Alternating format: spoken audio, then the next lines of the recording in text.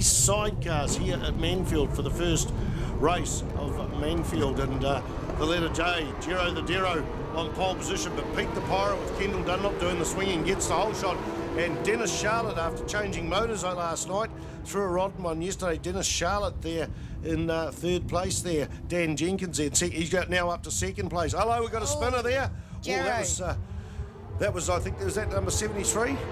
That was number 73, Tracy Bryan, and doing the passengering for Barry Smith. They got shunted off the track about the stage at Taupo as well. Indeed it was, so that'll be unsettling. They had a spin last weekend and Tracy fell off after it spun off the end of the track, and they've got the Formula 1 and Formula 2 machine. I don't even think they've got the Formula 1 machine. They had handling issues with it last week, so dramas are plenty, but they headed to the infield.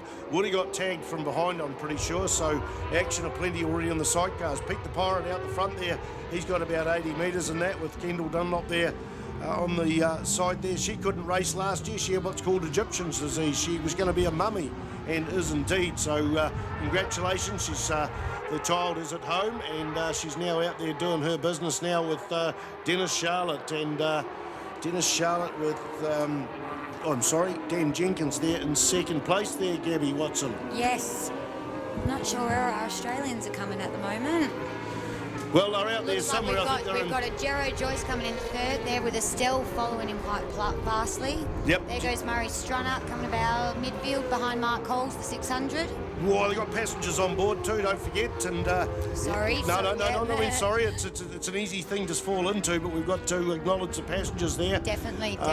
Certainly, and you'd know them better than me. Jeremy Joyce has got Wangnu's Louise Blythe, I think, swinging, and Estelle LeBlanc's got Frank Clays from Belgium. I think the last time we had a Belgium rider here at the Suzuki Series, or the Cemetery Second Marlborough Series, was Jean-Philippe Aubin back in about 1975, the Grand Prix rider, run the letter O there.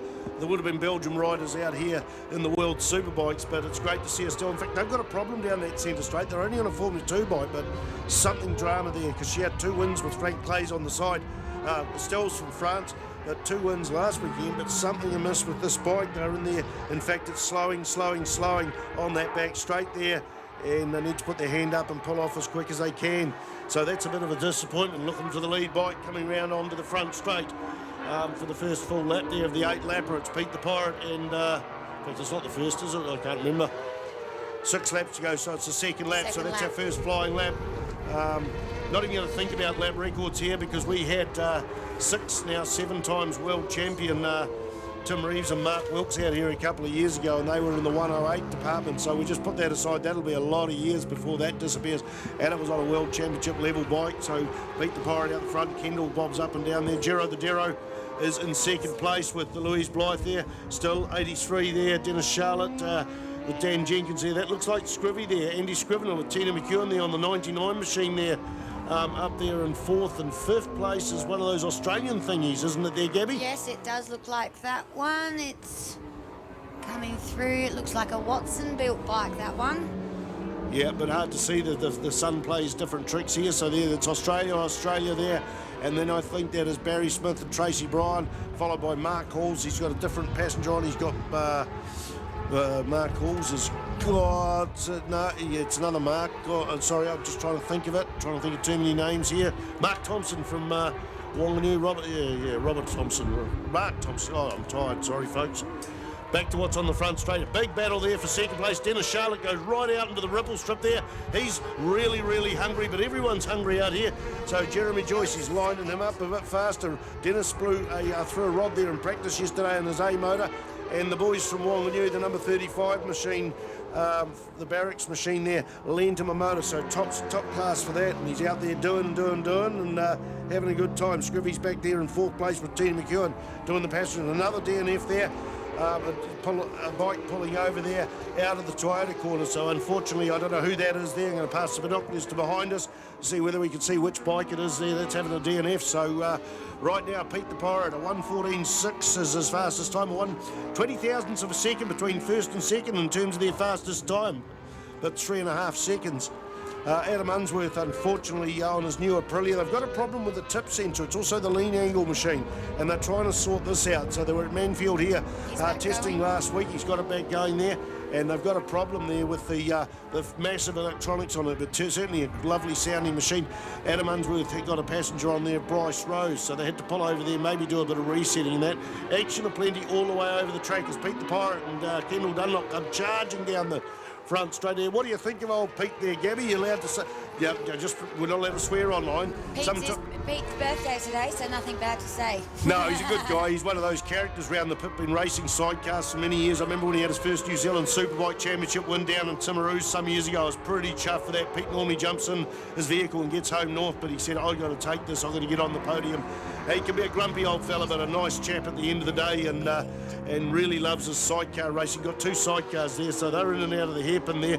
Giro the Dero is closing in there. We had 4.2 seconds, I think, between first and second as the screen changes. There might be something going on there. In fact, in second place it is Dennis Charlotte there with his passenger Dan Jenkins there. Letter J. Then we go back to Andy Scrivener's 73, Barry Smith, Tracy Byrne on the second, the first of the F2 bikes. Murray Stronach and Steve Marshall, Mark Halls, Mark Thompson. I was trying to shuffle names up there, talking shorthand. I think it's dyslexia. I can remember when I first diagnosed it with dyslexia. It was March the 72nd, 1862, I think. But back to the track there, Gabby. Yeah, I'm just watching the Watson outfit. It's got the other Australian boys, the Marshall brothers, chasing up just behind him. He's having a good old tussle. 3 laps to go. What's that gap? It seemed to have opened up. Dennis Charlotte was closing in there. They have got pit bulls out there, so what's going on? The Marshall's just passed one of the Watson bikes, so they've just gone off a position higher there.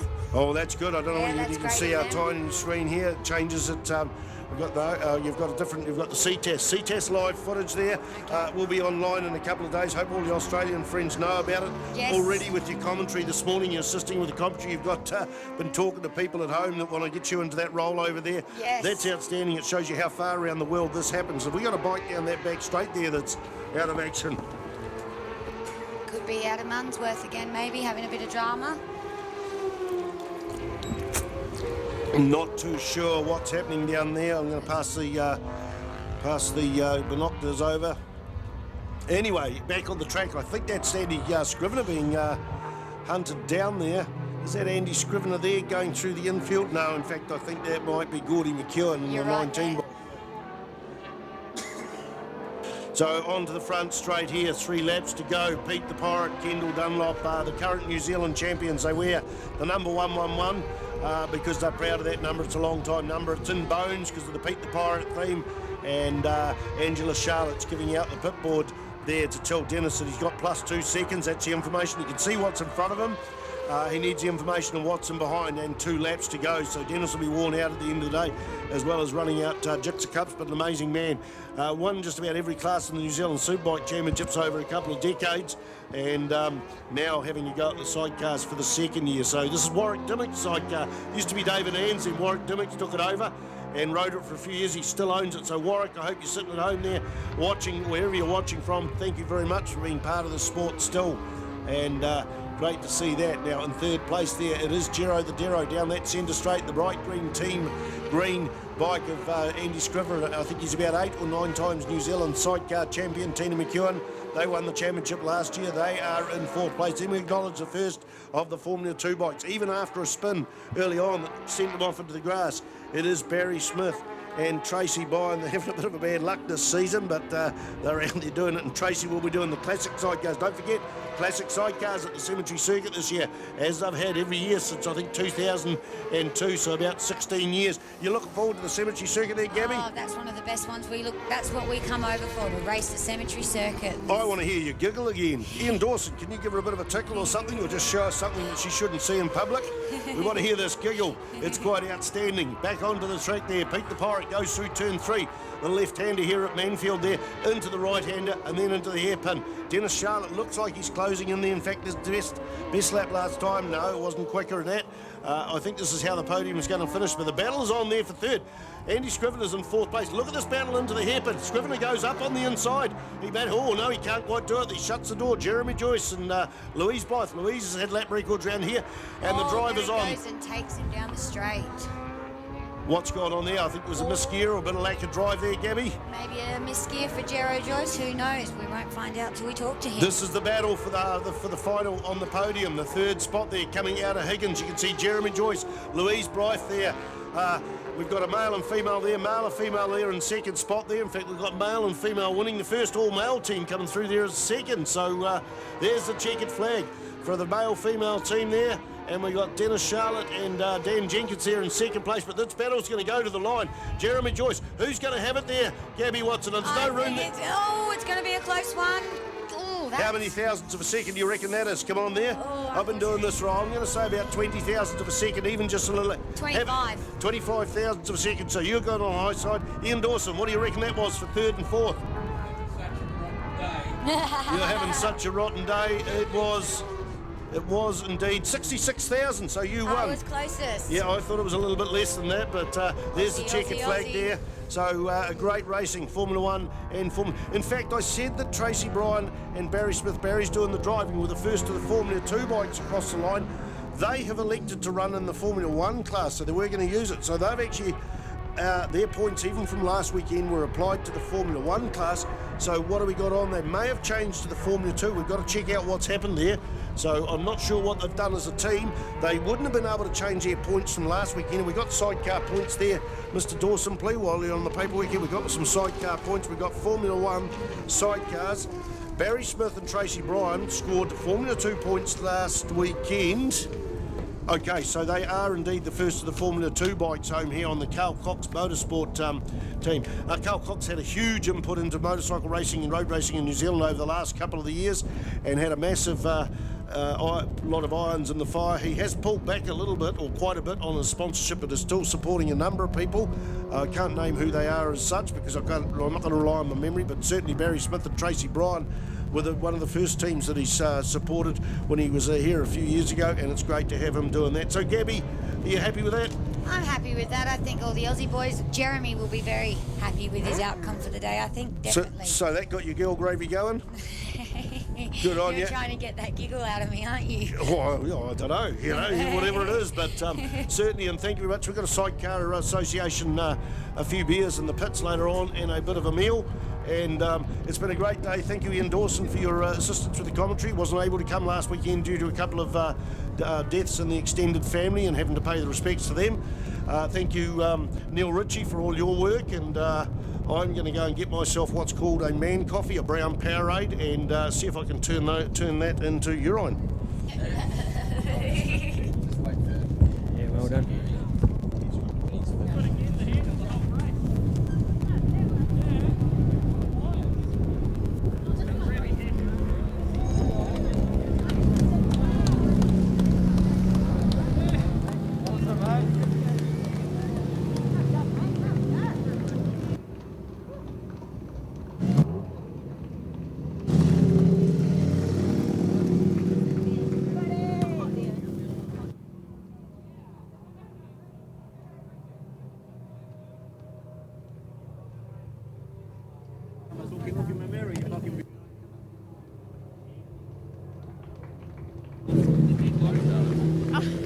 Well, here we go. Sidecar racing at its best, not just for the fact of how great the competitors are or how well the machinery is presented, but just for the pure numbers on the line. They go back past the curve. Sidecars, just like the old days. Fantastic to see, so well done.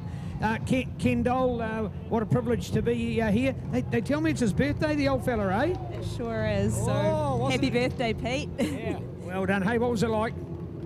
Awesome race, real class act, Pete. You did a great job. We actually got a good start this time, and it was really fun out there. The pace was hot, and it was really good to see such an epic field. And also, it was a great start for me because my darling husband just got third in the last race, so really proud of him and awesome to start on a high note. What a cool story. It is lovely to say. Hey, personally, happy birthday. Pete, is that the ultimate thing you want on your birthday? Well, I'd rather won last week for my father, to be honest with you. This is on December the 7th, and I sort of messed it up. Taupo was a track I'd struggle around. I seem to go a lot better around here, and it's 4 out of 4 last 2 meetings, so I'm well pleased with that. I made some changes after practice because a couple of things I wasn't sure were quite right, and actually they did work for the better, so that worked out great. But what about Dennis, eh? Yeah. Jesus, you know, I mean, he'd worked all night, waked me up all night. I think that was part of his plan. And the Australian team, brilliant, absolutely brilliant. Estelle, I mean, brilliant as ever. I think we've just got the edge on power here, and so it just makes our job a little bit easier on the two outside lines. But brilliant rider, great to be here, great. Beautiful words, beautiful words. Sorry, I'd just like to jump back in there for a sec and just say we'd like to dedicate that race win to a young girl who's fighting for her life after the White Island explosion. Kelsey, our hearts go out to you. It seems really trivial winning a motorbike race when people are fighting for their lives, but we're thinking of you and all the victims of White Island, and kia kaha, guys. Kia kaha. Did you see the stickers on Damo's bike today? Damo Rees, of course, from Whakatane. He's got the Kia kaha Whakatane sticker on. So there's people out here that are remembering it in more ways than you'd think in Kendall. So well done. Lovely to share those words. Can you tell us a little bit more about Kelsey? She's actually the daughter of a man who runs Bayfab, who help us out heaps on the bike. They've done heaps for us, and she's only 26 years old. She's got burns to 45% of her body, and we just hope she's as good of a fighter as we think she is. Lovely story. Thank you very much for sharing that. Just a quick word, Robbie Matherick Shorter, he's been helping me a lot, and I didn't mention him last time, and he said he's going to beat me to death. So, Robbie Matherick Shorter, thank you. Oh, I've never thanked him in my life, Peter. I don't know why you're wasting your breath there, but well, we won't go there. We won't go there. Hey, let's look at the show. Let's look at the show, because you heard it from Pete as well. Dan Jenkins lowering your standard. What is it like? I think it's the most fun I've had on three wheels. Yeah. It's a huge eye opener to how impressive these machines are and how much goes into it. You've just got absolutely no idea until you're in there doing it. So no, I'm really enjoying it. Hey, Dennis, the shout-out came from Pete in the first place, because all he's saying as well, compared to where you started, it's not even 12 months ago, we've got to wait another month for that. So 11 months down the line and doing what you're doing now, that's a major commitment. Well done. Yeah, it is, and particularly this year with Dan. Dan's only just jumped on the side, and it's just been awesome, eh? Like, we've just jumped so much with Dan on the side, and yeah, I'm to be up with the best in the country, that's been in the best in the country for years, and our first shot at it is pretty freaking awesome. It is indeed. All right. Hey, even got the paint job to go with it, and even the kids seem like it's a pretty good play toy. Yeah, it is. I mean, we blew a motor yesterday, and really like to thank what's his name? Mike? No, Fossil. Byron's Bernard's mate gave us a motor from Wanganui. We went over to Wanganui last night, got it, pulled it back, found out that the wiring limb was different, the engine mounts were different, everything was different. So we, Dan and his dad worked away at it all night pretty much, because I'm pretty crook, and come in this morning, she was ready to go. Wow, what a cool story. Well done. But that's about our sidecar fraternity as much as anything. I think that's the epitome of what everybody's like, isn't it, Dennis?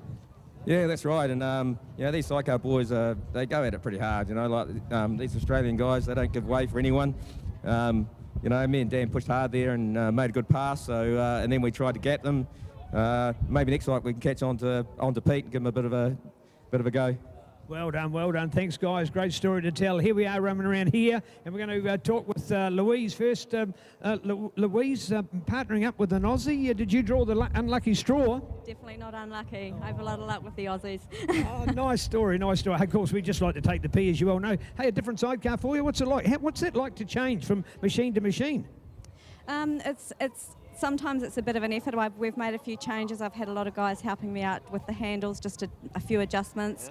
It helps having a good team that understand that you do have to make a few changes, and just having that gel and it's the team that makes it work, and adjusting, just go with it.